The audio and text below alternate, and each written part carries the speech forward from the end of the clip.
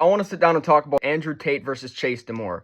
So, if you don't know, which everybody at this point does know, Andrew Tate is a massive public figure. He got famous, I think, around 2022 is when he became famous, maybe a little bit before that. And he was a very divisive figure. I would say majority of people hate him, but he has his like really loyal fan base. Chase Demoore, he's boxed a bunch of times. He's done stuff for Misfits. He's been in a bunch of Misfits fights. The first time I heard of him, he was fighting Stevie Knight, and he was kind of like, you know, those flailing tube things you see outside of car shops or car dealerships. He was kind of like that, like flailing like this. I had no idea what he was doing, but he was a big enough guy. He won.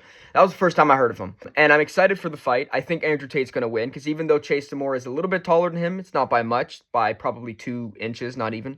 Andrew Tate has a lot more experience. So I'm looking forward to this fight. I think Misfits has, you know, had some really bad cards or not very good cards before, but also has had some pretty decent cards. Now, I kind of want to talk about Andrew Tate for a sec. Andrew Tate, I'm going to give you my opinion on Andrew Tate. I'm not the biggest fan of the guy. Andrew Tate's very good at saying one thing in the past and then later on saying that he never said that thing before and people are lying about him and making stuff up, which isn't true because there's literal video footage of him saying the thing that he said in the past.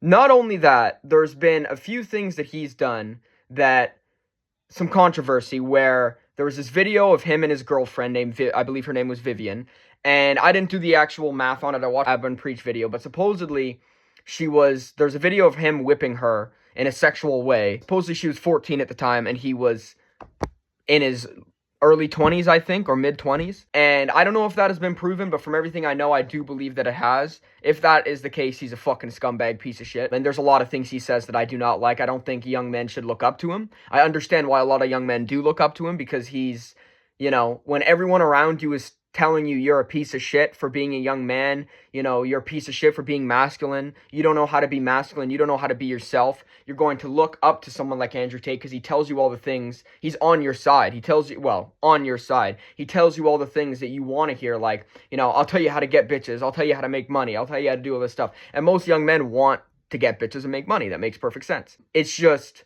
the advice he gives isn't very good. Hustlers University, or whatever it's called, The Real World Now, it's pretty much just shit you can find on the internet for free. It's not really good stuff.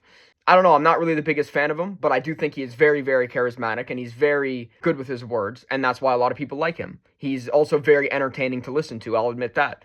So, yeah, I'm excited for the fight.